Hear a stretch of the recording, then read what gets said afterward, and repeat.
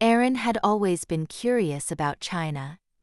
Not deeply, more like a soft, distant fascination, shaped by TikTok clips, school textbooks, and vague stories in the news. Her professors at UC Santa Cruz described China as complex, while the headlines painted it in grayscale: authoritarian, crowded, heavily surveilled. Still, when she got accepted into an exchange program in Shanghai, she applied without much thought. "It's only 4 months," she said. "At the very least, I'll get some good food and fun stories." The night before her flight, her Uncle Tom drove her to LAX. A long-haul trucker with 30 years behind the wheel, Tom had hauled thousands of containers, electronics, toys, clothes, all stamped "Made in China." He parked the truck just outside Terminal 3 and said with a tired smirk, "Kid, China's basically our warehouse. They make everything. But lately, that warehouse is going quiet. Ports are empty. I'm barely hanging on." Aaron gave him a hug, rolled her suitcase to the gate, and boarded the plane with a shrug. "He's always dramatic," she texted a friend. "I'm gonna see lanterns and dumplings. I'll be fine." But the moment she stepped into Pudong International Airport, Aaron felt something shift.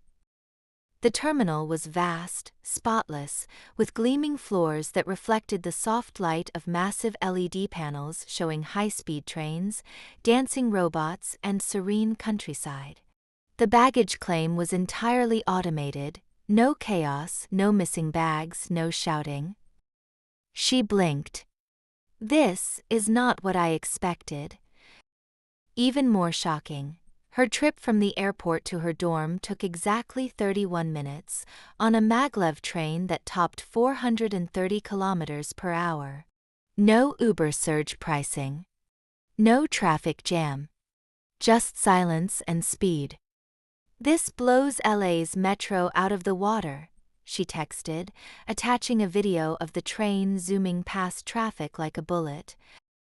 At her university dorm, she met her roommate, Xiaoya, a bubbly third-year economics major with near-perfect English.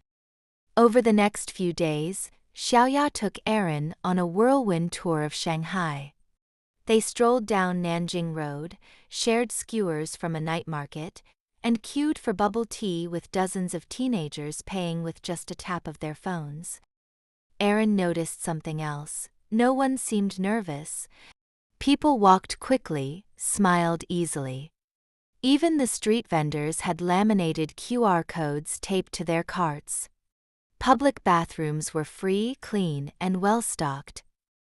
That evening, they stood at Lujiazui, gazing up at Shanghai's skyline. Towers shimmered like glass swords. One lit up with a live countdown to the next drone show. Within minutes, hundreds of synchronized drones rose above the Huangpu River, forming dragons, phoenixes, and animated symbols in perfect formation. The crowd clapped, phones out. Aaron just stared. This is like the future. But then her phone buzzed. A news alert from back home. Trump administration imposes 145% tariffs on imports from 60 countries, including China. Another. Fed warns of layoffs amid soaring consumer prices. She sighed. Here we go again. A few days later, she got a call from Uncle Tom. "Aaron," his voice was hoarse. "Things just got worse." He'd lost his job. The port where he worked, once a buzzing artery of American commerce, was dead quiet. Containers sat untouched. There was nothing to haul. "Trucking companies are going under left and right," he said. "And shelves are bare. Eggs are $8 a dozen. Toilet paper? Good luck. It's Arling all over again."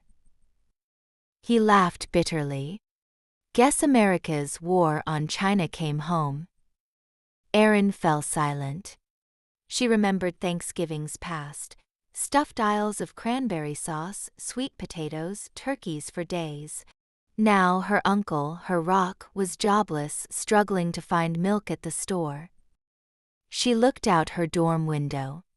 Below, a food courier zipped down the road on an electric scooter, weaving past neon-lit storefronts and kiosks selling fresh mango juice.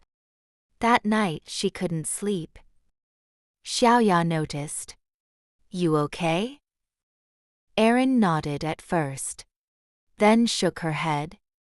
"My uncle lost his job. Supermarkets are empty. Prices are insane. And I'm here in this glowing city. Everything works. It's like I'm living in a different reality." Xiaoya sat beside her. "We have problems too, you know. Pollution, pressure, inequality. But we work hard. We don't stop." 2 days later, they visited a tech exhibition hosted by Alibaba.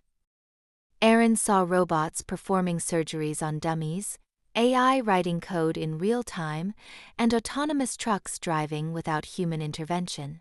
One booth demoed quantum communication, claiming it was already deployed between Beijing and Shanghai. A guide turned to them and said proudly, "Our GDP grew 5.8% last year. Exports are up. But more importantly, we're growing inside too. Innovation is now made in China, not just made by China." Later, at a Belt and Road booth, Erin learned how Chinese companies were building highways in Africa, ports in Southeast Asia, and fiber optic networks across Latin America. The maps stunned her. China's influence wasn't retreating, it was expanding. And then, the final blow. Another news alert from home. Americans panic buying, empty shelves in California, Michigan, Texas. Credit card defaults hit record high. Her phone buzzed again. A photo from her aunt, rows of empty dairy shelves and a note, "No milk." Again. She felt it building in her chest. A pressure, a guilt, a sadness. She walked to the riverfront that night and sat down. The lights of Shanghai shimmered across the water. Families laughed nearby. Delivery drones zipped above. And Erin cried. Xiaoya found her minutes later. "Erin, what's wrong?" Through tears, she whispered. "I always thought America was the best place in the world. Strongest, safest, most advanced. But now? I don't know." She paused, sobbing. "My uncle has nothing. People are struggling to afford groceries. And I'm here seeing robot ice cream makers and cities that never sleep. What is happening?" Xiaoya didn't say anything at first. Then she gently placed a hand on Erin's shoulder. "It's okay to be shocked. That's why travel matters. It shows us the parts of the world we never get to see on screens." Back in her dorm room, Erin began to write. She poured everything into a blog post.